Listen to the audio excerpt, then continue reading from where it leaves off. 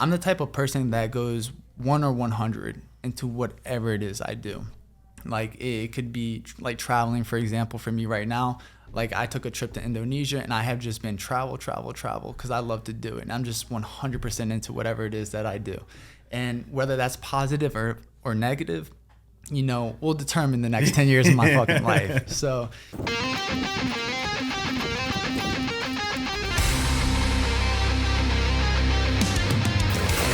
you are now tuning in to the Relentless Project.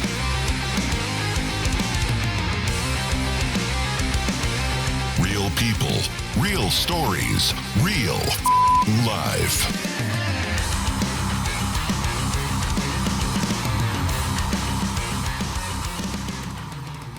So what's up, bro? Hello, everyone. Welcome back to the Relentless Project. I'm Ish, and I'm here with Josh Ramirez.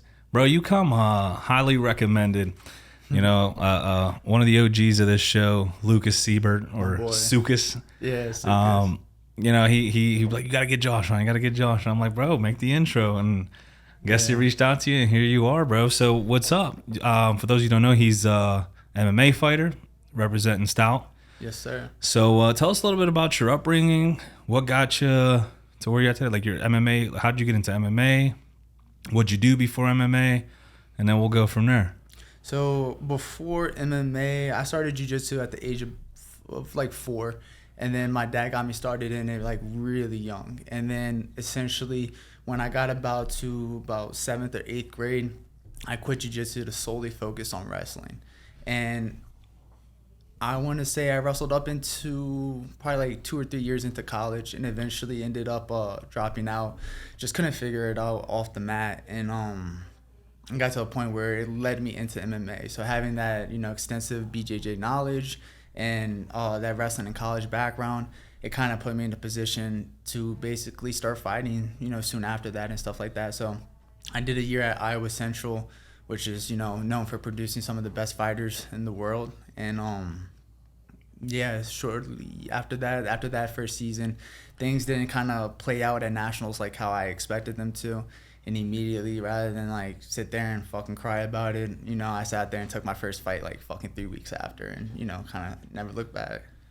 Oh, that's a lot to digest. So your old man put you in jiu-jitsu? Yeah. Bro, it's very rare that we get people on here who started jiu-jitsu like in their adolescent. Yeah. It's always like after college or after wrestling. Like why do you know why he put you into jiu-jitsu at such an early age? So like I said, I was super fortunate because my dad had actually started one of the first jiu-jitsu schools in the New Orleans area. So like a lot of the guys that started with my dad had originally gave them their blue belts and stuff like that. Like a few guys who own gyms like Nola BJJ and stuff like that, like Matthias Meister. He started with my father, and a lot of those guys ended up branching out and starting their own jiu-jitsu schools in the New Orleans area and stuff. So you know, my dad didn't know anything about wrestling at this point. So his first initial thing, he had actually fought previously too as well. So his first initial reaction was to just put me and my brothers into jiu-jitsu and stuff. So I was really fortunate to get such an early jump into it, but didn't find wrestling until like I was about like 13 or something like that. So yeah, I was really lucky. How hard was the transition from jiu-jitsu to wrestling? Because oftentimes we hear people who started in wrestling and then they moved to jiu-jitsu. So how hard was that to, like, you know, because there's different rule sets, different principles, different ways of scoring. Yeah. At such a young age, do you remember, like, that transition, or was it just too long ago? To be honest, like, the transition really wasn't that hard for me. I would say, like, I had such a good feel in jiu-jitsu when it came to, like, you know, positioning my body movement, and just learning how to transition between positions, that it gave me an advantage over a lot of those kids. So I started finding success in wrestling at such an early age in my career and stuff like that, where, like, you know, I went all through middle school without losing a match, just from the extensive knowledge I had in jiu-jitsu and how to, like, manage my body, and, you know, some throws I had learned from jiu-jitsu that kind of gave me an advantage over, like, a lot of those kids in middle school and stuff like that. So, you know, jiu-jitsu helped me out a lot, and that's why I saw a lot of early success in wrestling when I first started. So yeah. And then you took that into college, you said? Yeah, I did. What did you go into college with a plan? Like, for me, when I went to college, I didn't have a plan. I was an inner city kid, Had an opportunity to go to college. I applied. I got it. I'm like, fuck. Like, you know what I mean? Like, what the fuck am I about to do? So, business. That's the only thing I had. So I put it in there and then kind of found my way through college. Did you have a plan going into college, or was it like... Dude, absolutely not. I had no fucking plan at all. And like my dad, like originally had told me like, dude, like you have people that'll sit there and help you and walk you to a degree and stuff like that. Like take advantage of it. Shoot for the fucking stars. And like I was so motivated. I was like, you know what? You're right. I'm gonna go into law school. I'm gonna do this. I'm gonna be fucking that. And I ended up dropping out every year I went to college. And it eventually like, they do help you to a certain extent. I just couldn't figure it out off the mat. But like, I sat there and I did have high hopes, but like, school was fucking hard and college definitely wasn't for me. So, I was like in nursing my first year at West Virginia. No idea why. No idea why. Yeah, bro, they make money, right? You're like, nurses make money. I'm about to be in a nursing. They make like $100K a year. I was like, I think I'll do that. It's not a doctor where I'll have to go get a PhD and shit like that. But like, seems like a laid back job. I get to wear scrubs and fucking make $100K a year. And, just once I had to take biology, chemistry and all that, like I think I dropped out after like a month of being in nursing. And then shortly after that, I wanted to be a lawyer. Because I was just good at arguing with people and, wrong intentions, you know what I'm saying? Yeah, like, but finding your way, bro. Yeah, I had to figure it out. But, ultimately, nothing really stuck. And I think after college is when I took more of an approach to, like, wanting to be more business oriented in a lot of the things I did. And I started doing construction and stuff like that. So eventually I got to a point where I was like making $15, $16 an hour doing all these like jobs, like pouring asphalt, concrete, like doing all these hard jobs, and I just wasn't getting paid enough, and it was fucking hard work. So I kind of got to a point where I was like, dude, I can kind of like do these jobs on my own, make 10 times the amount, and like not even have to do the physical labor behind it and stuff like that. And it really worked out because I had a lot of guys, like we were just talking about, I speak Spanish and stuff, and there's a lot of guys that were part of that crew, and we worked 410s. So in those 410s, we had off on Fridays and Saturdays, and those guys would always ask me, they'd be like, hey, Javallo, help me find some work on the weekends and shit. So essentially I got to the point where like I started like looking for it. I started finding some jobs, and I started getting paid for not even having to actually be there. I would just order some materials, they'd order the concrete, and I would just find the job. So it was almost like a finder's fee. And then I ended up turning it into a business and actually making good money. And I'm kind of to a point where like I don't really dabble in it because it's so much work with like, it's not only the work aspect, but the reliability to it too. Because there had been points where like I messed up a job, and it costed me like $4,000 or $5,000 to fix. You know what I'm saying? I trusted the wrong people that told me they knew how to do concrete work. And once that shit starts getting poured and you realize they don't know what they're doing, like, oh, yeah, fuck. Yeah, like, damn. God. Nah, I did a little construction too. When I was in college, I worked for an asphalt company. We were doing like, so I got hired at $10 an hour. And like, to me, that was like my second legit job. Air quotes. Yeah. And I'm like, dude, $10 an hour. I was working at Golden Corral for my first job, making like $7.25. So I'm like, dude, $10 is dope. Yeah. They're like, hey, we're gonna put you in Meadville. That's a state job. I'm like, oh, cool, dude. My check was fucking insane. I go to my foreman. I'm like, yo, like, is this right? He's like, oh yeah, for state jobs you get a higher rate. Your rate's $23.52 or something like that. I was like, damn. I'm like, yo, I want to stay on this fucking. So yeah, it was a 3-year job. No shit. And every summer, like I was in college, I was working. I was working my Golden Corral job, and then boom, summer, I was fucking making stupid money. But it's crazy. You had that entrepreneurial mindset at such a young age because. Yeah. People will see dropping out of college as a failure. But, like, college isn't, like, is college for everyone? Is college the only way to success? Is college the end-all, be-all? And sometimes as parents, we put that into our kids' heads. Like, my mom never finished high school, you know what I mean? But she made sure I had my homework done. She made sure that you're going to college. You're going to be first. You're going to college. Well, I go to college. I make it out of college. I don't even use it. You know what I mean? But it's like I got marketing. Yeah, I got a marketing degree, communications minor, and an advertising certificate. So I guess I use it now. But like, I ended up becoming a cop. I'm a real estate agent. Well, I guess I do have a little marketing company on the side. But like, it's like, do you have to go to college? So you're experiencing these difficulties in college, Mm-hmm. and you're realizing it's not for you. And then you start getting into this construction stuff. You were still in New Orleans when all this was happening? Yeah, I was still in New Orleans. What brought you to the 412? So, Lucas Siebert. Nah, dude, this motherfucker recruiting nationwide. He really He's is. the Mr. Worldwide, bro. For real. Nah, man. We wrestled at West Virginia together. And after my first year at West Virginia, I got into some trouble and ended up transferring to Fresno State for like 2 years. And kind of just bouncing around here and there. And it wasn't until like maybe like 4 years after or something like that where he started fighting, I started fighting, and then we followed each other on social media. We never kind of lost contact and stuff like that. And I had moved to State College, PA, to go train out there with some guys and stuff like that. And then when I was out there, he would always tell me like, hey bro, you should come to Stout, you should come train out there and out here and stuff. And I was just like, yeah, maybe. And then I was like, you know what, fuck it. I was in the Pittsburgh area with the old friend of mine and stuff like that. And I went to go check out the gym, and I was like, dude, this is actually a really dope setup. Which one did you go to? Strip? The Strip District and stuff like that. And at that time, like, we had a guy from Amman there who he's from Azerbaijan, and like his wrestling is insane. He's really good. He's a pro right now. I think he's 3-0 as a pro.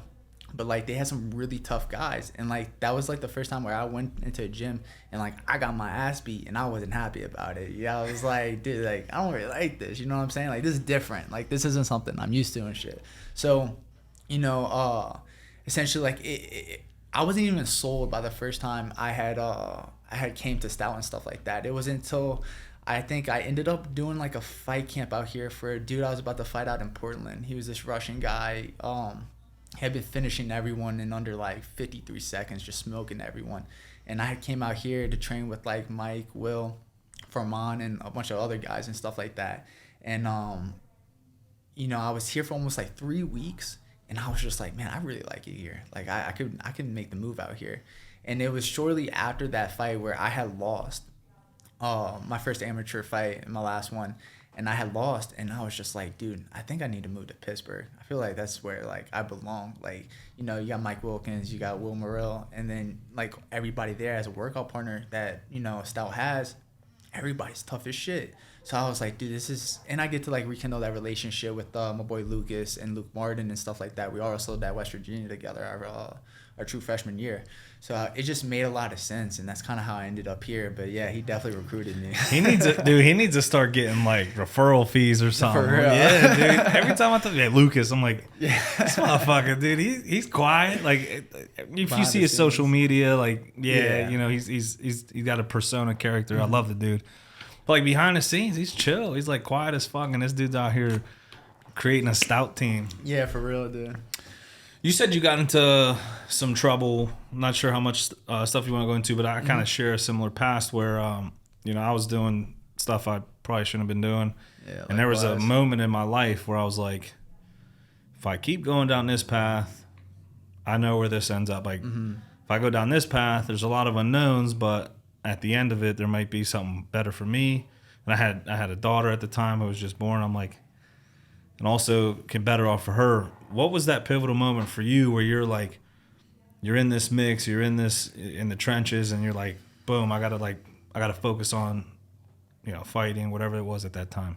Mm-hmm. To be honest, dude, I had a lot of pivotal moments in my life where I could have chose one route and decided to choose the other, and it was a struggle. That's a hard answer or question to answer for the sole fact that like there were so many outcomes in my life that took place. But I would say that the biggest thing that kind of kept me along the right path was those certain people that never gave up on me, no matter what happened. Those people that loved me unconditionally and wanted what was best for me. Like there's a lot of people that probably could have looked at me and said like, oh, that guy's rotten to his core. He's a piece of shit. He's this and that. But due to those certain people in my life that got placed there, I was really able to succeed and find success. And, there's been multiple times where somebody could have turned their back on me. And had they, I probably wouldn't be here doing this podcast with you. So, like a few people I could name is John Aurelian. He was my high school coach. And he I ended up moving my senior year with him to Iowa. and I lived with him for a year. Finished out there my senior year at a local high school. He taught at a D3 college, and you know, that was a pivotal moment in my career too, because like, had he not made that move out there, I would have been stuck in New Orleans around the wrong people, and my situation down there was just awful. And God knows where I would have ended up had I stayed my senior year back home and stuff. So, you know, my other high school coach, my senior year, Joel Allen, he was another big influence on my life, because he helped me find other college opportunities when I had previously tarnished the ones before that. Like, I had a full ride to the University of Illinois, and, you know, due to some things that I had did, I essentially went to jail for a fight that I had got jumped and was taken to jail for this fight. And fucking cops, man. I know, fucking right? Cops. Pieces of shit. Fuck 'em. But yeah, no, they ended up taking me to jail, and it was just like, you know, guys, like, after I was shut your closer. So after I was taken to jail and stuff like that, the University of Illinois had let me go, and I had a full ride there. And like, in wrestling, having a full ride somewhere, like, damn near, that's like gold, bro. Yeah, it really is. And like, I didn't understand what I had at that time, because that was my first college opportunity, and Mike Perry had reached out, put this offer in front of me. I think it was like a 90% scholarship, and you know, like, I had it made, and I was only a junior in high school, and that was my first option, and I jumped on it immediately because it was too good to pass up, especially Illinois being such a good school to like wrestle at and stuff like that. And then from there, feeling like I had kind of tarnished everything, he was another influential person that sat there and was like, you know, we're going to do this and that, X, Y, and Z. We're going to figure it out, and things are going to open themselves up. And that's kind of exactly what happened. So, like, you know, there's a lot of people I owe credit to for where I am today. It's interesting you mentioned that, because I've talked about that, how there's been a few people in my life who never turned their back on me and to get me to where I'm at today. And I almost owe it to them to be that person for other people, you know, because it's funny when you meet someone who, you know, they had that influential person, and then they're put in that role. They get that opportunity to be that for someone else, and they're like, nah, like, I'm out, I'm good, like, they can figure it out. And it's like, it's a shame, because it is. People are put in our life for that reason, you know. And I can attest to a lot of people, not a lot of people, but I had key people in my life who never turned their back. And if they would have, I'd probably be dead, jail, prison, who knows. Exactly. So it's important that we take that shit serious and do that ourselves. And like, people talk to me sometimes like, well, why you give them your time of day? Why not? Like, I thoroughly enjoy helping people, and if it blows up in my face, it blows up in my face. I lost nothing. I did my best. They don't want it. They don't want it. Exactly. But people are so quick to be like, so judgmental. Yeah, why? Yeah, well, look at this dude. Yeah, so was I. Yeah, like, exactly. Yeah, so was I. Who the fuck am I to turn my back on someone when I had people who didn't turn their back on me? Yeah. That's important. We've talked about that on a couple episodes here. So let's get to the mix now. So now you're in MMA. It's one thing that you have jiu-jitsu background, wrestling background. You know, it's one thing to like train. You know, get the feelings, get the mix, get that reps in. What made you want to do this, like, push to the professional level, like actually start competing in the amateur levels and getting in the cage, getting on promotions? Like, what was that decision for you to go, I ain't no longer training. I'm no longer training. Now I'm training towards something. Yeah. I think after like wrestling in college and stuff like that, you know, you kind of get to a certain point where, like, unless you're trying to make like a fucking Olympic team or a world team, which right now the United States is super competitive and it's super hard to do, you know, you kind of lean towards fighting. So I'm the type of person that goes 1 or 100 into whatever it is I do. Like, it could be like traveling, for example, for me right now. Like, I took a trip to Indonesia, and I have just been travel, because I love to do it. And I'm just 100% into whatever it is that I do. And whether that's positive or negative, you know, will determine the next 10 years of my fucking life. So, you know, I'm just fortunate that I chose fighting as an outlet. And my dad was originally against it, and I think he had ingrained it in my head at such a young age that, like, you don't want to be a fighter. The life of a fighter is really hard. And it wasn't until like I'm 25, working my way to turn pro, where like I understand what my dad was talking about with like working 40 hours a week, having 2 or 3 practices every day, the injuries, the financial situation, where like I can sit there and not like know what he's talking about now. It like it finally makes sense. But like I was saying, I'm 100% into whatever it is I do. So like when I started fighting, I knew that I was going to take it far. And you know, I still have a lot of work to do, but like this isn't some shit that I was going to do half-assed. This is something I was going to put my everything into and, you know, make this shit happen one way or another. So he trained and fought too, right? Yeah. So like for him, he's like, I don't want you to go down this path. Like I laid out the road work for you to do something else. And then exactly. Here you are. Yeah, I know. Doing it. Which is interesting. You say you're 1 or 100 and you can correct me if I'm wrong. I kind of did some research. Every opponent besides your last one, I believe, was undefeated. My last opponent was 0-0, right? No, my last opponent was 4-0. Yeah, I think I fought. There was like maybe 2 guys I fought that weren't undefeated, but everybody else I fought was undefeated. So yeah, and the last dude I fought was like some Russian prodigy from fucking God knows where on the other side of the world, and Chael Sonnen was posting about him, saying like nobody wants to fight this guy. And my coach from Iowa Central, Troy Bennett, has saw it, and he knew I was an amateur lightweight as well. And he called me. He was like, bro, you know, they have this Russian guy. Nobody wants to fight him. Chael Sonnen's going to be pushing it. Like, is this something you beat up for? And I was like, absolutely. Why like, not? Yeah, I was like, let's run it. So I respect fighters because, like, I mean, you mentioned, like, the life of a fighter is not glamorous. It's not great. It's not. Like, people forget the process. They see them like on UFC. Like, we'll look at McGregor for one. He's like the extreme. Yeah. Dude's getting paid. Dude's got the life. But like, if you look at his early on journey, it was never like that. And if you look at a lot of these fighters, it's hustling and grinding, and not to mention fighting and getting punched and doing all. But like, you're scraping through your teeth to get through camps and you know, get through your medical stuff paid, your traveling paid. I mean, these promotions, local promotions, they're doing the best they can, but you're not making a lot of money. Yeah. You know, like everyone's trying to make it in this field. And I know I get a lot of MMA guys on here, so it's probably like, man, all of Pittsburgh is MMA. But if you look at it, it's a very select few people who do this. So like any chance I get to talk to one of you guys, it's amazing because everyone has a different story. You're one of the first people, I believe, on the Relentless Project whose family has had a past in fighting. Really? Yeah. Like, everyone is like, oh, I started wrestling. You know, they were wrestling. And then I got into this. And then you got other guys who are like, I was fighting in the street. And I'm like, why not? Like, that was my story. Like, I was fighting in the street. My boy's like, you want to fight? Like, come on. Then I got my ass beat in the gym. I'm like, maybe I can't fight. Like, I thought I was out here fucking shit up. But yeah. So everyone's story is different, you know? And you were 5-1? Yeah, I was 5-1 as an amateur.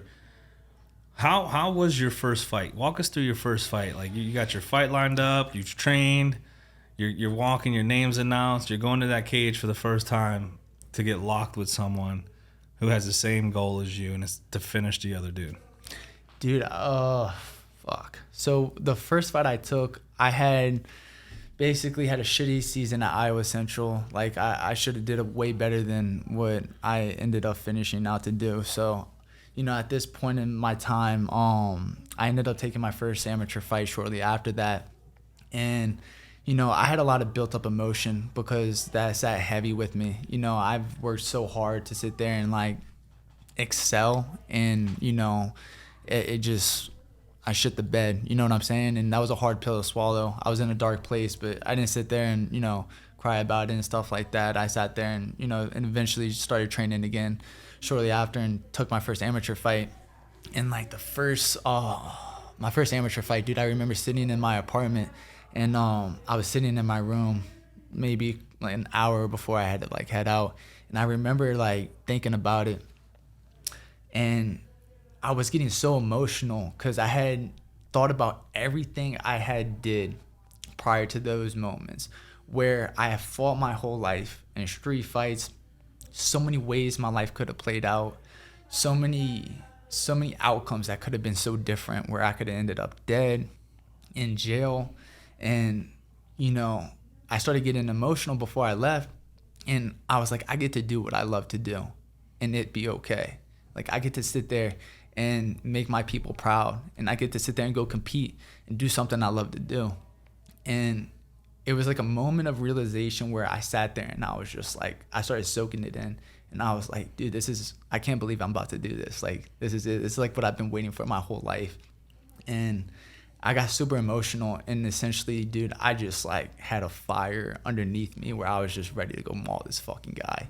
And I was getting my hands wrapped, and, you know, they played my walkout song. And it was a really weird setup too, like that whole promotion and stuff like that. Like, like there was no warm up area, like where I was warming up, like people could see me, like people in the crowd. Like there was no privacy, there was no locker room. Like I was like in the like middle of everybody. That's kind of good though. I mean, I get it's like you don't want that further on, but like your first fight, you're out there in the open, like all your jitters are kind of like, you're getting them out before you even get in there, because people are watching you train and shit, and you're like, fuck. My friends are right next to me and stuff too, so like it's almost like a super cool setting, very like laid back. It was a little strange because, like, you know, wasn't super professional and stuff like that, but they end up playing my walkout song, So Fresh and So Clean by Outkast. You know, I walk out there, I'm vibing and shit, and I remember walking into the cage and like, dude, I knew I was made to fight when I just felt this like click, and I was just like, I'm gonna fucking maul this guy. Like, there's no question about it. Like, you know, I'm taking his head off. And, you know, that's exactly what I did. I ended up finishing him up in about like 2 minutes. And dude, it's just, you can go like look at that fight, and like it was like built up anger, like years of like trials and tribulations and just setback after setback, and it all came out in that fight. And it was just something that was something so good to get off my chest and finally feel like, you know, I was made to do this. This is where I'm meant to be. This is it. I'm a fighter. This is what I'm going to do. Dude, that's awesome. And I feel like that is the point of life, you know, to find that thing you were designed to do. And I think a lot of people, me, you know, I've worked in just about every industry: construction, the food industry, the sports industry. I worked for the Bayhawks, which was a D-League team for the Magic at the time. That's dope. You know, and that was a cool experience too. Like I was running all the operations and everything behind the scenes of this basketball team, you know, from the dance team to the mascot to the t-shirt tosses to the images on the board to all that stuff, the marketing, like that was all me. And it was fun, it was cool, but like I didn't have that like click, that fire. Yeah. You know, and then I became a cop, and I'm like, before I became a cop, I'm like, dude, I've always watched Cops as a kid. I was getting into trouble, but like, you know, cops would roll up on the block, everyone would fucking run, fuck that, and I'd be there like, man, these dudes are kind of dope. Though. Like, I mean, I get it. We're not supposed to like them with it. Like, they're kind of dope, you know. And I had a couple conversations with cops who like looked at me and they're like, I can't get into those stories, but some shit had happened, bro, and I got right. Yeah. And I'm just sitting there like I'm fuck you like that. Yeah. And dude's like, bro, what are you doing? I'm like, what you mean? He's like, is this what you want your life to be? I put you in my car again. I take you here. You get taken out. And then you go back to the same shit, and we do the song and dance. Over and over. And I'm like, I mean, yeah, that shit sucks. Like, that's not fun for me. Yeah. He's like, it's not fun for me either. And like, dude's like, look, this is what we're gonna do, man. Like, no harm, no foul. If I see you again, we'll have issues. I'm like, bet you won't see me again. I promise that. Like, I'm gonna run better. Yeah, right. Like, you won't see me again. And like, you know, he had let me basically slap on the wrist, let me go. And everyone's like, oh, bro, what the fuck he said? And I'm like, nah, he just like tried to be like my fucking dad. You know, I'm still trying to like, but like, dude, I'd sit at home and I'm like, dude, what the fuck am I doing with my life? And I'm like, dude could have ruined me. Exactly. Like, it was a moment of clarity. Yeah, no, he didn't, you know? But like every time I like, and I get older, I'm like, dude, like I can never be a cop. My past, my family, like, and I applied like the academy, and they're like, dude, if you can get your stuff to us in 2 weeks, you can get into the academy. So I'm working construction, dude. I'm on the foreman's computer, like printing everything. Fucking, I email everything. I go to my foreman. I'm like, hey, I'm about to be a cop. Dude's like, fuck are you talking about? He's like, go get the shovel. Go back to work. Yeah. I'm like, oh. So I go to work at the end of the day. I get an email confirmation. I received everything. I'm like, yo, I got a date. I'm about to be a cop. Like, this is my last season. Dude's like, all right, Ish, I'll see you tomorrow. Like, you know, write Not me even off. taking you serious. Dude, yeah. Like, so the next day, I go in and I'm like, hey, dude, like, this is my last season. Like, I appreciate everything you guys did for me. I applied for the academy. Like, this is it. And he looked at me. He's like, I can see that. I can see that. The way you walk around, the way you talk to people, like, you have good intention. I can see that. I'm like, for real? He's like, yeah. I'm like, fuck, all right. So I go to this meeting, right? The academy meeting. You're there. They're like all strict and shit. And I'm like, all right, I like this. And at this moment, I was in the military for a couple years and got booted for some reason. So I always had that I want that environment, like that camaraderie. That I'm like, the next best thing is being a cop. Like, you get that in construction, but like it's not the same, you know. So I'm like, I end up my first day in the academy. I'm like, in here, I'm gonna keep my mouth shut. I'm just gonna get my fucking finish, get my certificate, and do that. Like, I ain't gonna talk to nobody. I'm just, no one's gonna know shit about me. A few weeks in, bro, some shit happens. The instructors pull me. They're like, yo, you want to be class captain? I'm like, let's go. Like, what do you mean? It's like, yeah, you like, we fuck with you. We like your style. We like your vibe. I think you can get a good following. Like, you're the class captain now. And I'm like, they're like, pick a sergeant. Oh, that's crazy. So I'm like, dude, maybe I am all right at this thing. And then I become a cop, bro. And then next thing you know, like, I don't know, people love me. I ain't had one dude. I have fought with dudes. And then, we're putting him in the car. He looks at me like, bro, thank you, man. I fuck with you. As I'm putting him in my car. Because I keep it real with people, dude. Yeah, like, tell 'em how it is. I'm like, yo, dude, like, if we about to, like, one of us is getting our ass beat if you don't chill. Yeah, right. And it's not going And it ain't going to be me. Like, and then, they try it. Fuck, boom, we roll, whatever. I'm like, you done? You done? All right, I'm done. I'm like, all right, cool, boom. I take that second and calm down. I'm like, bro, what the fuck? Like, why you make us do that? Yeah. Like, now we both look like some idiots out here. For real. Like, it didn't have to be this way. Yeah, and he's looking at me. He's like, dude, I had one dude look at me and tell me, he's like, bro, if you weren't a cop, I'd fuck with you hard. Hey, I get it, bro. I was that dude. Yeah, I get it. But that was like a clicking moment for me, you know? And then real estate, like, I want to get into the shit we were talking about earlier. Like, I want to flip houses. And I was like, what better way to learn the industry than, like, become a realtor, sell, buy for other people, learn all the little shit that I can while I have, like, an organization backing me, and then do that stuff on the side. I haven't got to that part yet.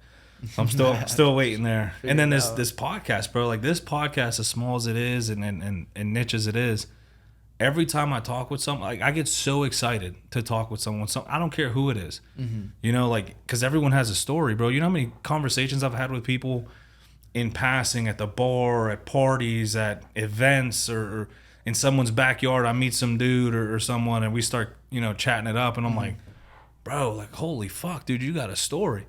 Yeah. And I'm like, dude, if I heard this conversation when I was a kid, dude, my life would be different. Yeah. And I'm like, why don't I start recording conversations with people? You know what I mean? Like, so that's like this. And then, like, for example, I knew you were coming on. I'm like, dude, like, everyone's talking about that. Like, I'm interested to hear this dude's fucking story, because I've seen you in passing. I've seen you, like, you don't know the dude across from you until you sit down, and people form judgments and shit. Like, oh, look at that fucking their dude. opinions and stuff. Yeah, look at that. He looks like trouble. I get that all the time because I have a beard and tattoos, but. And then people look at me and talk to me like, oh, dude, you're actually pretty cool. Like, yeah, you're not kind of how I thought you Yeah, I'm like, what'd you expect from me? Yeah. Like, I don't know. You're always looking pissed. Like, I have a fat face, so it, like, frowns all the time. Like, but that was another clicking moment for me. It's something I truly enjoy, and I get to do this all the time. I get to listen to people's stories and share it with everyone. So that's, like, I don't know how I got on a rant. Oh, but that's life. You know what I mean? Like, really finding those clicking moments, and we come across a lot of people who just go through the motions, man, and, like, they live with anxiety, depression, anger, because what they've been designed to do and what they're doing don't align. And if you can find what you were designed to do, because I believe everyone was designed for something. Exactly. And the further you go from that design, the more unhappy you become. Mm-hmm. And as soon as you start aligning that design with good intention, that's where that happiness comes in, success comes in, everything starts to just fucking happen. You're like, wow, this shit's good, just going. It starts to appear effortless. Mm-hmm. Now you're still doing the work and everything, but you're like, wow, man, this is working out. Like, this is working out. So the external things coming together too that kind of play a big factor in that too. Oh, bro, everything's by design. Mm-hmm. And as soon as you start fulfilling your role, mm-hmm. all that external shit starts to happen, man. Like, I'm a God-fearing man, but call it fate, call it a higher power, call it whatever. Like, everyone can agree there's something bigger for everyone. You know what I mean? Like, 100%. You just have to align with it. So it's dope that at such a young age you feel that fire, that click. Like, this is what I want to do. So you did you maul that dude's face in? Yeah, I did, dude. I fucked his ass up bad. And My bad, bro. Sorry, it had to be you. But yeah, no, there was a point in the fight where like I teed off on him in the cage. I dropped him with the body shot, and I just started wailing on him, dude. And the ref didn't stop it. And dude, it was probably like 30 unanswered shots, and I don't know if the ref wanted me to kill this guy or what, dude. But like he didn't stop the fight, and I proceeded to land like I think it went for like another minute where I started landing some more heavy shots, dude. And like he eventually stopped it, but like, dude, a lot of it was unnecessary. But how do you feel in that moment? Like, fuck, like you want me to keep doing this shit? Because like there's a humane factor in that. Like when I was fighting, it was hard for me to like break out of like sport mode. Mm-hmm. You know, I would start feeling bad for some people if I'm like choking them too hard, and then I'd like kind of let it go, and they'd be like, no, fucking squeeze. I'm like, oh shit, like you know, because like I for me it's I can't I can't do that. Yeah, like get out of that sport mode. Mm-hmm. Like for guys like you did like click, boom, kill mode. All right, boom, done. Hey, you good? All right, cool. Like how when you're teeing off on this dude and it's unanswered, do you start like kind of filtering back a little bit, or you're just like, nah, you amp it up? I amp it up because like at the end of the day, I'm there to do a job, and like, you know, it's that ref's job to protect that fighter, and if he's not doing his job, that's not my fault. You know, at the end of the day, you know what I'm saying? That makes sense. Yeah. Yeah. So like, sense.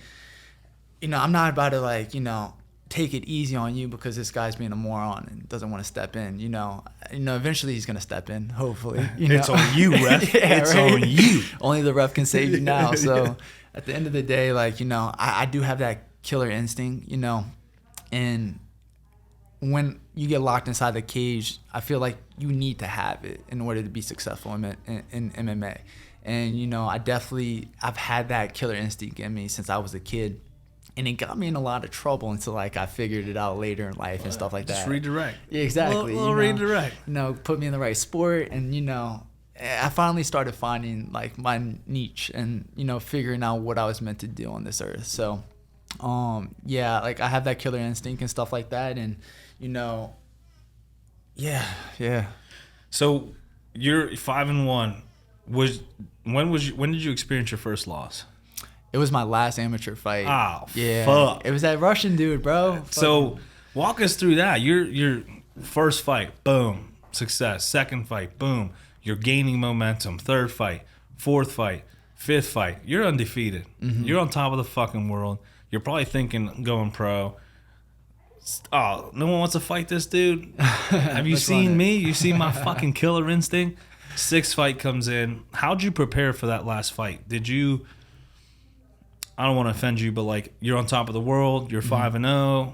I got this shit. Everything I've been doing is working. Did you follow the same protocol program, or were you like, this dude might be a little different? Let me change some things. You know, I prepare for every individual the same. You know, I'm preparing for a 5-round war regardless of who you are, what you've done. You know, I'm expecting a hard fight regardless. You know what I'm saying? So like, I knew going into this that this guy, you know, he was gonna be a hard fight. But like I felt that like I could finish him, and there's a lot of aspects in his games and holes in his games that I couldn't exploit, and one of them was being wrestling. And you know, in that fight, that's just where I had the most success was in my wrestling, and you know, fighting somebody with that Russian background of having that wrestling, like you see like Khabib and all those guys, you know, you're very curious to see how you know kind of hold it up against like How'd somebody. you measure up? Yeah, Yeah. exactly. So, I was very interested, but like he didn't look like anything special. And like he was finishing these guys. I think he had like 2 knockouts under 53 seconds and another 2 finishes by submission in 53 seconds. So he was just like smoking people. In your mind, you're like, I got to make it past 53 seconds. Yeah, right. That's it. And it's funny you say that, dude, because like in the fight, I was like, dude, like if I make it out the first round, like this dude, he's gonna know like he's got a fight on his hands. And immediately we start fighting and get him up on the cage. I take him down. I'm in side control, and I start just landing some heavy ground and pound. I get to mount, land some heavy shots, and his eyes literally shut after the first round. So he immediately knew, and I think everyone else knew that like this was gonna be a fucking war. And I think that fight, not having the proper coaches and people to kind of like guide me through the process of what I should have been doing, like somebody like Mike Wilkins and Will, our striking coach, that fight could have probably went a lot different. But second round, I went out there, took him down, landed some heavy ground and pound. His eyes completely closed at this point, and like I'm looking for that finish now. And the third round hits, and dude, I don't know what happened. I was like, I'm gonna turn this shit into a dogfight for no reason. And that's kind of what I did, dude. We just started slugging it out for no reason. Like I should just took him down, kept to the same game plan, and dude, we just started exchanging and like just being in the heat of the moment. And just like, hearing the crowd, like the crowd loves that. You know what I'm saying? When somebody's in a dogfight. And I was just kind of feeding off of it. And we were just going back and forth, exchanging. He was landing some good shots. I was landing some good shots. And I kind of threw the game plan out the window because I could just feel the energy and the hype going behind it and stuff like that when I really didn't need it. And essentially, he won the third round. And then the fourth round was a toss-up. And it was a 5-round fight. You guys made the distance. Oh, yeah. It was ref's decision, split decision. And, we beat the shit out of each other. But, like, the fourth round was a toss-up. We exchanged back and forth. He was hitting me in volume. I was probably hitting him with more power shots. That one power shot, he was hitting me 3-4 times with a couple combos. So, like, he definitely was catching me with some volume and stuff. And then fifth round, I got taken down. And I couldn't really get up. There's a couple times where I got my back to the cage, kind of got up, but taken down again. And, there's a lot of things that, like, I look back on that fight that I'm a completely different fighter now. And especially having, like, the coaches I have with me now, like Mike and Will and Warren Stout, that fight would be completely different. And especially where I am at this point in my game, there's been a lot of adjustments that's been made, and like I can't wait to fight next, dude.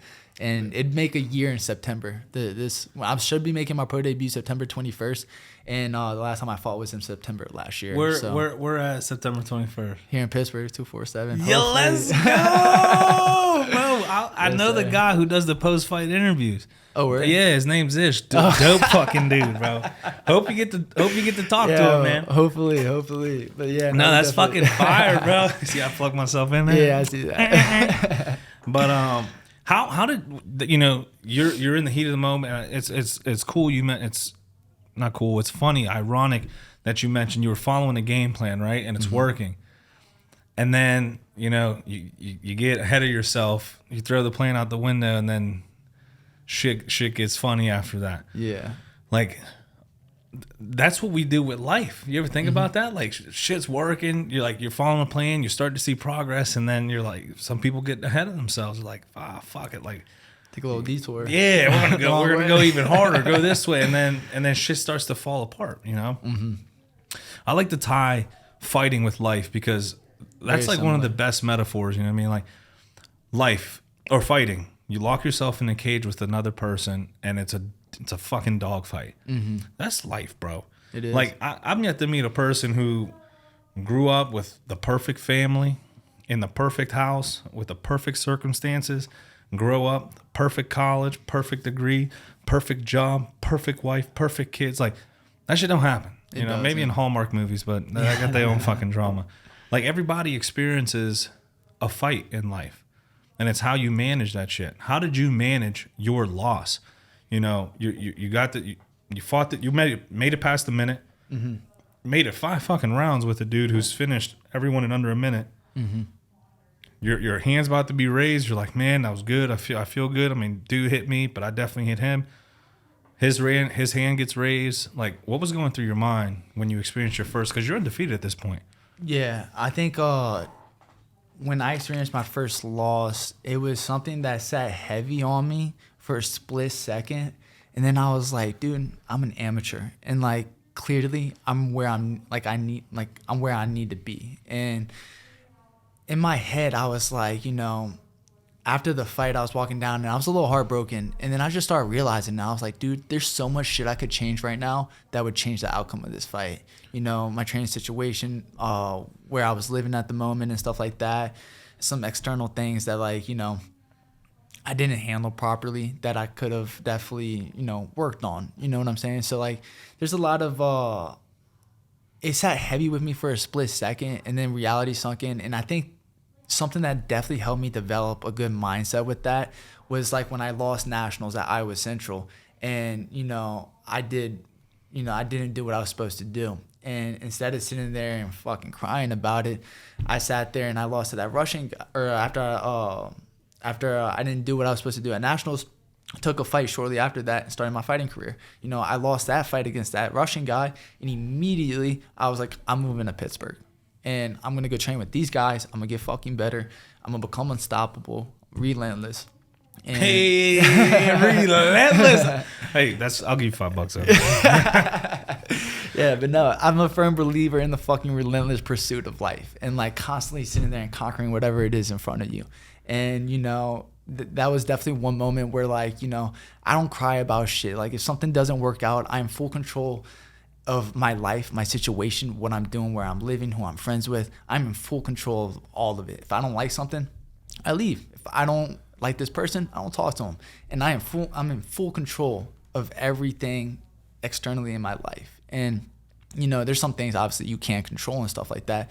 But that is when I started looking at my life, and I was like, I don't like this, I'm gonna change that. If I think I need to do this instead, I'm gonna move here, do this X, Y, and Z, and make this shit happen. You know what I'm saying? Like one way or another. But I think that's one thing where I didn't sit there and cry about it and be like, why did this happen to me? I just figured this shit out. Did what I thought was best. Came to Pittsburgh, and truthfully, this couldn't have been a better move for me. This was the best thing that's could have ever happened to me. I truly go to practice every day, and I'm excited to what I'm gonna learn. It's been such a long time where I have this fire and this drive. And I was talking to my striking coach about this not too long ago. But we do privates on Wednesday or something, and he sits there and every week we're just building off of some new cool concepts and conceptual stuff where it's fresh, it's new, it's exciting. He's a different breed, man. Yeah, he is super fucking technical, super good, and great guy. You know what I'm saying? And then even Mike Wilkins too. He's sitting there and showing me new shit every single day, and it's just upping my jiu-jitsu game constantly. And I don't even think they understand the impact that they've had on my career. Mike even jokes about it, and they say I was good before I got here. But I don't think they realize how good I've gotten since I've been here. And it's due to Mike, Will, Warren, and all the other workout partners I have out here and stuff too. So, like I said, I couldn't be happier with the move I made out here. Bro, and the Stout, I'm not trying to be biased, but I train a Stout. But that Stout fight team, it's like iron sharpening iron, man. Everyone helps each other get better in the ring, outside the ring. It's this little culture, this little family, this little group, man. You guys are always getting after it. When I had Mike's episode, they were meeting to roll, and he's like, "Oh, we're about to go roll for a fucking hour. You want to join?" I'm like, the way my jiu-jitsu set up, I ain't rolling for no fucking hour. But it's a good group of people. How important is it to have that support, that group, to help elevate your game? Yeah, no, it's super important. I mean, you are who you surround yourself with, and I'm a firm believer of that because I've experienced both sides of that in every aspect of life where I've sat there and, I've had those group of friends that led me down a bad path, and I've also surrounded myself with absolute people that had the best interests at heart for me, and I've been able to experience both. And like I said, you are who you surround yourself with.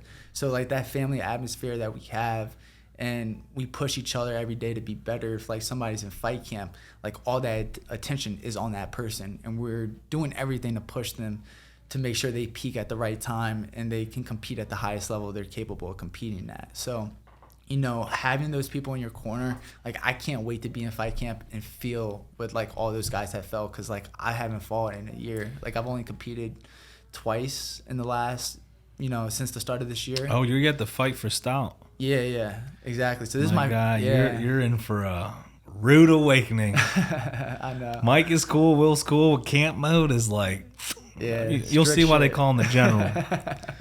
Yeah, but no, like I said, I can't wait to experience it and have those people in my corner and make that walk out with that team and just have everyone there supporting. And, you know, it's something special, dude, and can't wait to have it.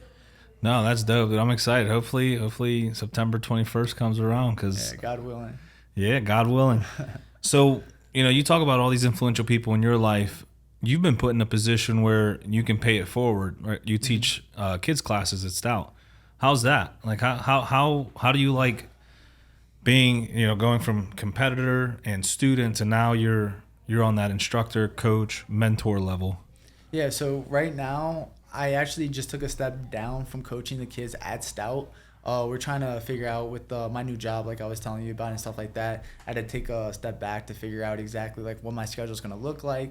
And we're in the process of transitioning to a new gym in the Strip District and stuff. And we're going to come out with a new schedule. So I probably won't start those back up till probably, hopefully, I think they said we're going to move in September. Yeah, I've been fucking waiting. Yeah. I was just talking to Warren the other day. He's like, I don't know. What the fuck you mean you don't know? You Nobody run the knows. damn joint, right? bro. Nobody knows, but hopefully God willing, it's sometime soon. But yeah, essentially I Trying to get a podcast room in there. You know? Oh, that'd be nice. That'd be real nice. Yeah, we'll see. Yeah, I'm working we'll on make it happen. Yeah. I'll try to talk it to him. Warren, make it happen. But yeah, I started teaching kids originally in January, the start of the year, and it feels really good to be in a position where I can sit there and, like you say, pay it forward, because like I had all those influential people that sat there and made sure that, you know, I had a good, you know, support system and people that believed in me and wanted what was best for me. So like being able to teach the kids and stuff like that, I truly enjoyed it. And I hope that one day I can sit there and be that difference in somebody else's life. So like whatever that looks like, you know, one day I want to own my own gym and stuff like that. All I really want to do is really be a difference for somebody like me, and, you know, hopefully change somebody's life in a positive way. I don't know how I plan to go about that, but, you know, I feel like a lot of the situations that I've ended up in, you know, I've been able to be that voice of reason to a lot of people. And, you know, I pray that I can continue down that path, and, you know, however that looks, you know, I'm just... You know how you do that? Keep doing what you're doing. Yeah. When I started this podcast, I still have no clue. For all of you listening and watching, I have no clue what I'm doing. I am not the best speaker. I am not the most visually appealing. Like, I just, you know, I do the best I can with what I can. But it's crazy because every episode, people will message me like, "Oh man, I just listened to your episode." I had someone, a friend of mine, who ran a marathon, decided to run a marathon. For real? Yeah, and she's like, "Oh, you're like your episode, like everything I get from these, like just inspired me." I'm like, "Nah, that's like you had that in you. You did." And she's like, "No, like your." I'm like, "Yeah, that's awesome." You know, I had people, they were like, "Oh man," like I was kind of like feeling sorry for myself and shit. And I listened to your last episode, and I like really had that conversation with myself in the mirror, and I'm like, "What the fuck am I doing?" You know, like. I'm like my episode, like you did that. But they're like, I get a lot of these messages, and I start to think to myself, like, dude, what the, like, is, like, this is so cool to me. It makes me want to keep doing it. Yeah, like, I don't know about you, but like when I feel fulfillment from, you know, anything in life, that is what I get my true fulfillment from. You know, being able to, you know, help somebody through whatever it is that they're going through. That's where I feel like I have my sense of purpose and true fulfillment, and I feel content with being able to be that voice to somebody. So well, it's a running joke, but I think it's true. It's like, God don't make me rich because I just keep giving it away for free. Yeah, like, yeah, it's true. And I'm like, cool, I'm cool with that. But like, You know, I'm always trying to help someone out. I'm always, you know, I make logos for people for free. I'm like, oh, you're starting a business, yo, that's dope. They're like, yeah, I don't have a logo. Oh, dude, I got you. Like, I'll make them a logo. Yeah, and I just like, there you are. And they're like, oh, thanks. And I'm like, oh, cool. dope, You know, and it is what it is, you know, like, because if I can sit back, like we're having this conversation, you're trying to make it. I'm sitting back watching TV one day and I see Josh Ramirez in the fucking UFC and you're repping Josh Ramirez logo that I made or something like that. And I'm like, this motherfucker made it, yo. Like, yo, that's dope. Like, how like you can't put money on that. No, You can't put money on that fulfillment, that joy. I'm like, oh, that's fucking dope. Bro, I created a logo for a company up in Erie, and they're fucking huge now. And every time I drive by, I look at them like, dude, that's fucking sick. I'm like, dude, they did it, bro. They did it. They used to be a little fucking cubicle. Now look at these motherfuckers. I just, like, I get so happy, like, when people have a passion and pursue it. But then it's weird because I don't have that for myself. Like, I don't push myself that hard. But, like, when I'm having a conversation with someone, like, yeah, I'm trying to start this business, I'm like, yo, let's do it. Like, do it. Like, let's get it going. Let's put it on paper. And then when it comes to myself, I'm sitting on the couch like, all right, let me edit this podcast. Let me create this graphic. But like, for everyone else, I have that excitement, you know, because it's like, dude, you're trying to do something big. Do it. Like, do it. Oh, I can't. Yes, the fuck you can. Yeah. And then in my head, I'm like, man, I can't do anything with this podcast. And I'm like, no, yes, the fuck you can. If I'm telling people this, I got to be able to do this shit myself. Yeah, exactly. So you have that. You talk about, like, you said a couple times, you're like, I'm not just going to sit here and feel something and then boom, boom, go. Is that a way you've always been? Because it's hard for a lot of people to get to that point in their mind where they're like, man, I just faced this loss. Sucks. I feel it. All right, boom. Now I got to start making changes. Like, that's not a normal thing, unfortunately. Yeah. But it's been a normal thing for you. Listening to your story, you're like, you know, the Iowa situation, like, this sucks. Boom. I'm going to start fighting. You're 5-0, you lose. Boom. I'm going to make these changes so I can get better. Like, is that something that's always been instilled in you, or is that something you've developed over the years? I'm going to be honest. I pay a huge part of that to wrestling. And in wrestling, like, you'll hear coaches say it all the time. They're like, find a way. You find a way. You're in that hard-fought match. You need a takedown. You're in overtime. You're exhausted. You're tired. You find a way. And, you know, I pay a huge part of that to wrestling because I was able to form my mindset where I never really felt sorry for myself. I always was like, you know, this shitty situation, but I'll find a way. We'll make it happen. And, you know, wrestling definitely shaped that mentality where I apply to everything in life. Like, if something doesn't work out a certain way, I find a way. If I want this to happen, I'll find a way. You know what I'm saying? So I pay a huge part of that to wrestling. And I feel like having those things that I've experienced in my life, like, you know, I overdosed when I was 17, and, you know, I was this close to death. And shout out my best friend Cole Dalfrez, like, he saved my life. You know, we were 17, I was on Xanax and Coke, and you know, it was 3 a.m, and as a 17-year-old kid, you know, you're partying with your friend and stuff like that, and he just saw I had just did a little too much, and he could see it, and he decided to call my mom. And, like, you know, being 17, doing shit you're not supposed to do, like, last thing you want to do is call your homie's mom and be like, yo. Call the police. Call anybody but my mom, bro. She about to beat my fucking ass. So she did the right thing, or he did the right thing, and he called my mom, and she called my dad, and my dad came back from work at like 4 a.m. and, like, fucked me up. He beat my ass. And, you know, shortly after that, I overdosed, and you know, I found out later.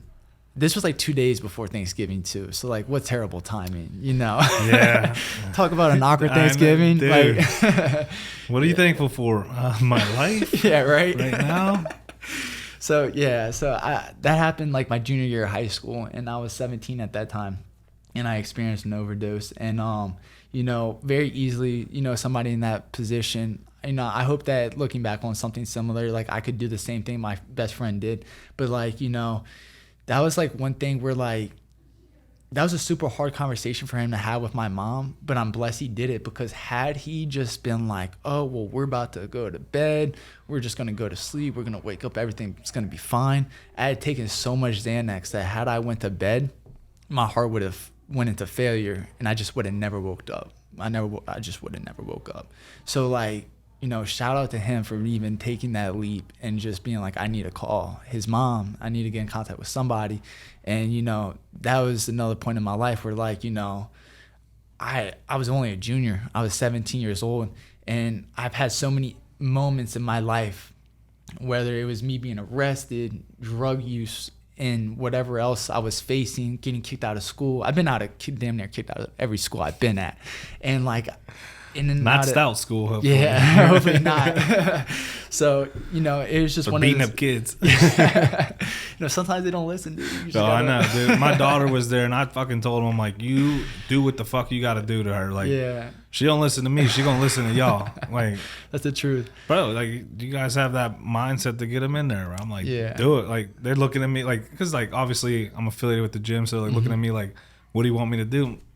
Yeah, it's up to you. You the fucking coach, bro.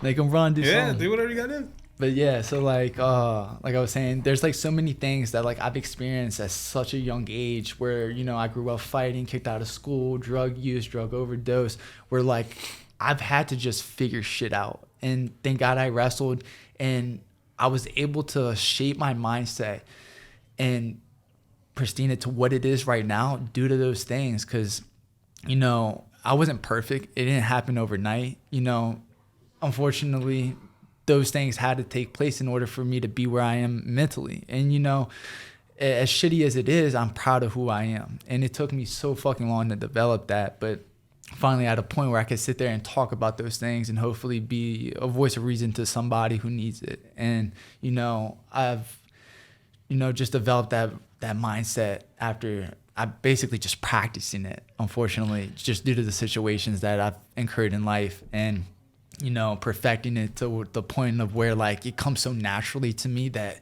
if something was to happen, I know it's not the end of the world. I'm gonna get the fuck up. I'm gonna figure it out. You know what I'm saying? So, yeah, bro. Owning it is a huge part of developing that mindset, because when you start to put distance between stuff like that, for example, you lose, right? Mm-hmm. Oh, that fucking ref, or man, I won that. Like, you're not owning it. You don't face the truth. You don't face the things you can control, you can change to change the outcome next time. Exactly. So owning it is huge, man. And I've had multiple conversations with people who are like, man, like, when they hear a little bit about my background, they're like, damn, dude, like, I'm like, why are you sorry? Like, why do you feel bad? Like, I had to incur this. I wouldn't recommend you intentionally go do this. Yeah, like, that is my story. Mm-hmm. Like, it's in stone. That's it. You can't change it. Yeah, it happened. And I can, you know, and I see a lot of people I grew up with the different mindset of, oh man, like it's everyone's fault that why they're like that. Mm-hmm. And like I started like, no, this is me. Like, you know, I remember one instance I went to go meet up with some people and some shots started firing at the park. I knew what I was getting into. I knew that there was some beef going on between these two groups, and like, although I tried to stay out of it, I'm like, nah, I know exactly what they're about to be doing. They're about to be go start shit, but I'm gonna go see my boys anyway. Exactly. And then some shit pops off, and I'm like, no, that's on me. Like, I can sit here and be like, man, why did that happen to me? Mm-hmm. Because I'm a dumbass, and I put myself in that position. Like, as a small example, owning it is huge. And I look back, and I'm like, man, if I could change this, if I could change this, if I could change this, if I can. And then I started thinking, like, dude, I love where I'm at right now. Like, I love the people I've surrounded myself with. I love the things I do. I love what I get to experience and what now. you built for yourself. And yeah, like I love where I'm at.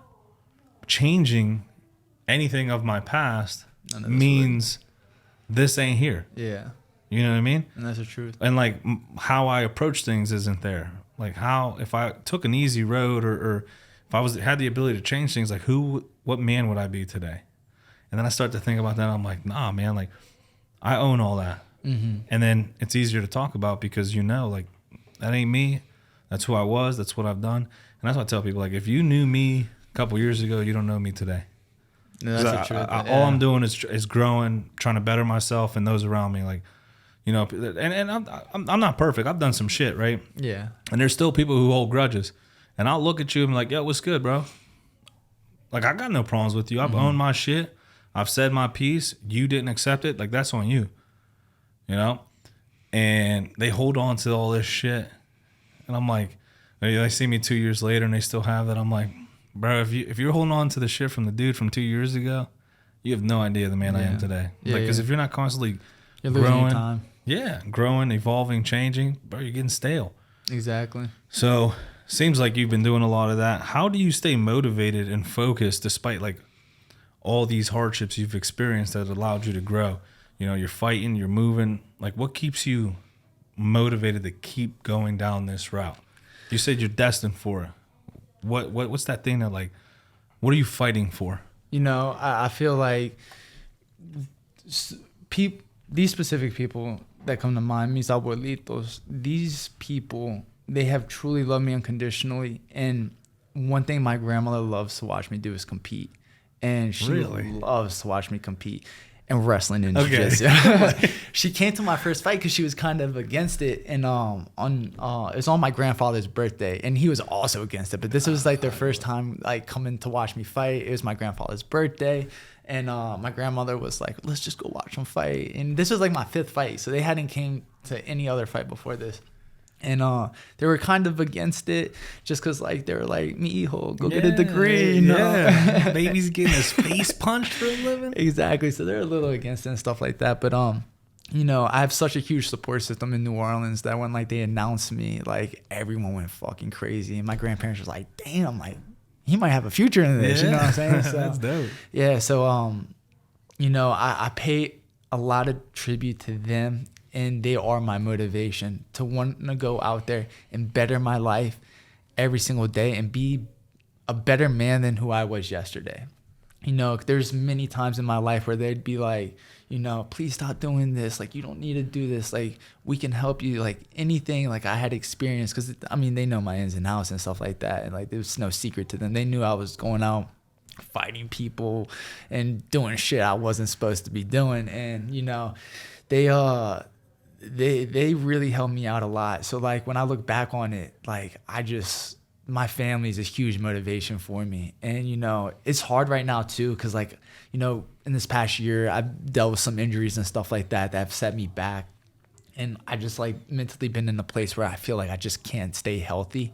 But, you know, a big motivating factor is just kind of like that mindset I've developed, just like, we'll figure it out. Not the end of the world. I have people that care about me, that love me unconditionally.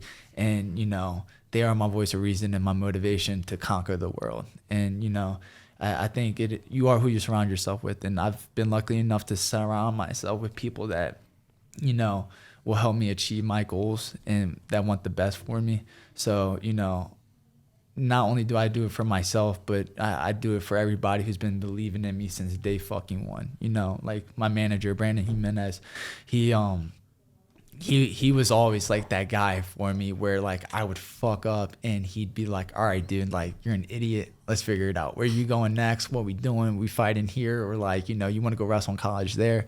You know, he was always a guy that, like, you know, helped me figure it out. And, you know, I don't know. I just been very fortunate to have those people around me. But yeah. You mentioned injuries. What did you? Is it like a physical injury, or like sickness during camps, or physical?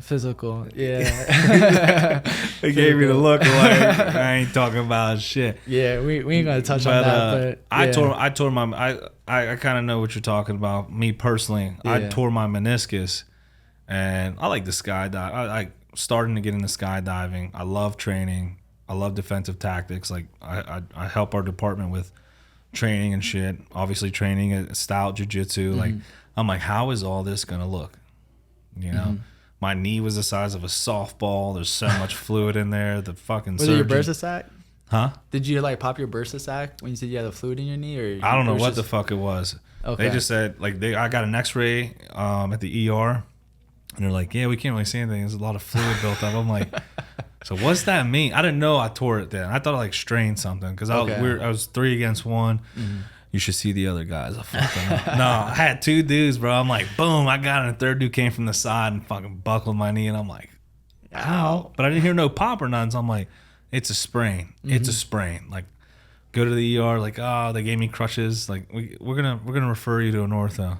Go to the ortho. He's doing his little thing. He's like, can you move it? And like, it's stiff and hurts like a motherfucker. But I'm like, it's a sprain.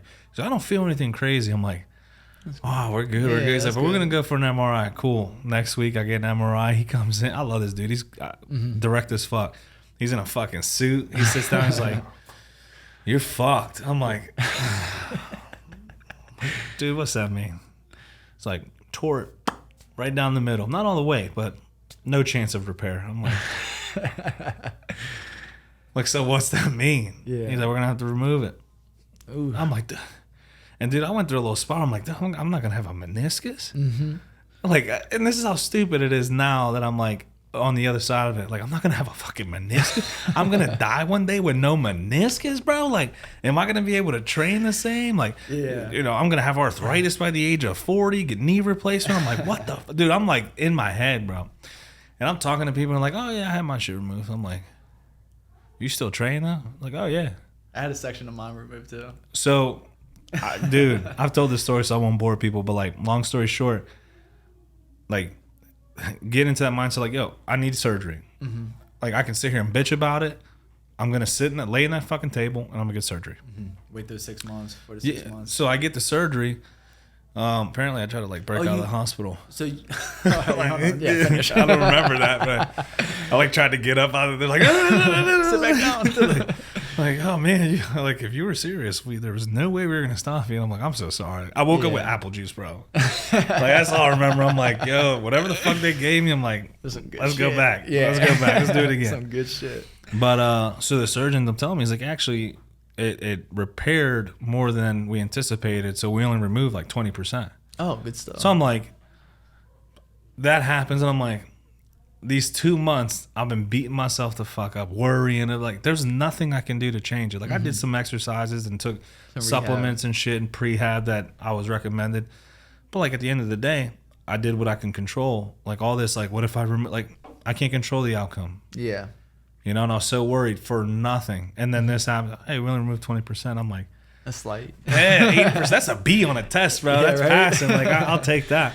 And you did. And now I'm doing physical therapy and stuff to get it, but. And it was a probably easy recovery and stuff too, since they took out just like. This was 2 weeks ago. Yeah. Oh, it's 2 weeks ago. Yeah, you're already walking. I'm walking and shit. I got a little pimp limp, but I call it pimp limp, but. You know, they were like, hey, your meniscus is good. We trimmed it.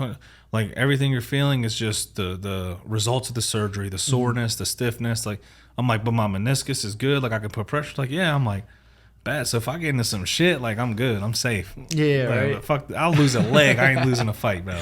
Yeah, and I feel you. I'm the same way too. I got too much pride. People like, hey, dude, like, you know, yesterday I had this detail with Pitbull, and people were like, no, what if something happens? Bro, I'm tasked with guarding Pitbull. I will lose my fucking leg. I ain't looking like a bum in front of Pitbull. Like that. Yeah, like, take the leg, bro. I'm gonna take your soul. But what's next for you? What do you got? What are your future goals? Where do you see yourself in 5 years in this fight game? 5 years in this fight game, that would put me at 30. You know, in the UFC by that time for sure. Hopefully in the top 10. Definitely, I think at the age of 30 to like 33, that's definitely when, you know, you see a lot of fighters hitting their peak around that time. So I'm still waiting for mine. Yeah, I'm 31. It's gonna come. You know, eventually. 2 years. So yeah, you see a lot of fighters, you know, hitting their peak around like 30 to 33, even like 34 and stuff like that. But you know, hopefully by 5 years from now, you know, I'll be in the UFC top 10, working my way to title shot contention, and, you know, building outside my real estate empire that I want to do. Like I said, I started dabbling in home renovations and stuff like that, doing some labor work and stuff like that. So, you know, I'm learning a lot of flooring, tile, cabinets, and, you know, kind of everything that kind of goes into like a fix and flip, you know, the actual physical labor behind it. So eventually, like for me, I know that fighting isn't probably going to be something that's going to hold me over for, you know, it's only gonna hold me over for an extended period of time. So, you know, on the outside of that, I plan on dabbling in real estate, doing some fix and flips, and, you know, having a portfolio that kind of creates that generational wealth for me that I'm able to develop and, you know, sustain, so that, you know, once my fighting career is said and done, I have other things that I can fall back on. And, you know, I plan on using my fighting career to kind of, you know, provide for all that and kind of, you know, provide for all that. It's a good plan. What does the UFC mean to you? We hear people say, oh, UFC. Why the UFC? What's the UFC mean to you? It's the pinnacle. It's like you get every best fighter from all over the world that, you know, is in this one promotion. You know what I'm saying? There's other promotions and stuff like that, but the UFC is so prestigious for the level of competition that they have and who they're able to produce in these fighters. And, you know, to me, I know my potential. I know what I'm capable of, and I know that I'm in that group of people, and I want to go out there and prove it against whoever it is, the fucking best. And, you know, it's a stepping stone. You know, it's a slow process. You know, it doesn't happen overnight. And, you know, me and my team, we have a solid plan for like the next 2 years of what it's gonna look like and how we're gonna get there, and, you know, the steps we're gonna take. So, you know, it's a process, you know. So how do you hope to continue to grow and inspire others as you're pursuing your own growth and this fighting and real estate world? You know, I plan on inspiring people through, you know, definitely my past and my story, because, like, you know, there's a lot of people that probably, you know, are dealing with something similar, that have experienced, you know, trials and tribulations in life where shit just isn't working out, whether it be trouble, external factors, things you can't control. You know, I hope that I can use my story and my platform as a fighter to kind of shed some light to what I've been through in life and what I had to overcome in those situations, and why I am where I am today. And that, you know, it can happen to anyone. You know what I'm saying? Like, if you sit there, you work hard, you have a good heart, and you have good intentions, and you have the work ethic, anything you put your mind to, you're fully capable of achieving. And, you know, it's not something that is unrealistic. You know, anyone can do it. You know, you work hard in anything you do, and you practice it, and you're religious to it, and you do the right things to kind of get there. You're gonna make it happen. Peaks and valleys, bro. Peaks and valleys. I truly believe if you remain relentless in your pursuit, no matter what you're doing, you will be successful. Mm-hmm. No matter what it is, as long as you remain relentless in that pursuit, you're bound to be successful.